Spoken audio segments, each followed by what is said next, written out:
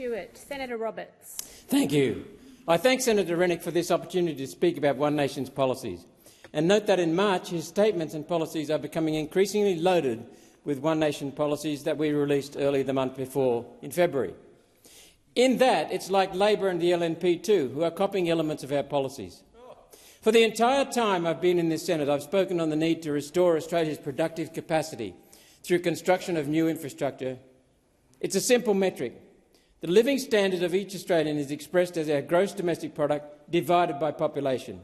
With 5 million new Australians in the last 10 years, 2.5 million of those under this Labor government, our gross domestic product is being split into new slices for the new arrivals faster than it's growing. As a result, the standard of living of individual Australians is going backwards, falling 8% since Labor took over.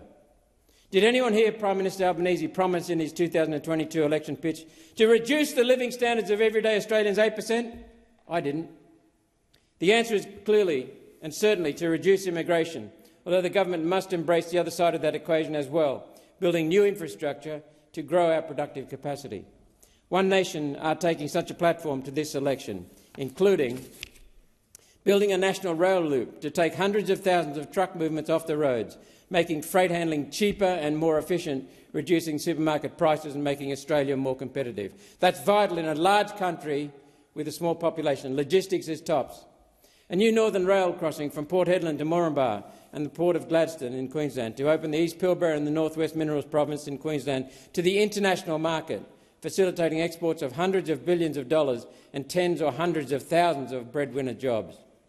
A multifunction corridor to take water, power and internet along the new Northern Crossing Railway to bring town services to more than 100 remote communities across the top end. Hells Gate Dam in far north Queensland to provide flood mitigation, water security and hydropower. The Urana Water Project and pipeline, amongst others. What's the source of these funds? $90 billion in cutting waste and duplication. Itemised, see our website, fully costed. Each year, put $40 billion of that back into people's pockets. Couples with child income splitting, for example, will save almost $10,000 a year. Fully costed.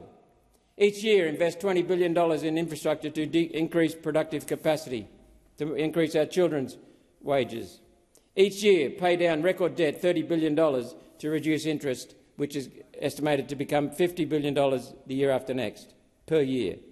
Only through building our productive capacity can we hope to provide for the millions of new arrivals, generate new government revenue from increased economic activity and restore wealth and opportunity to all who call this beautiful country home. Thank you.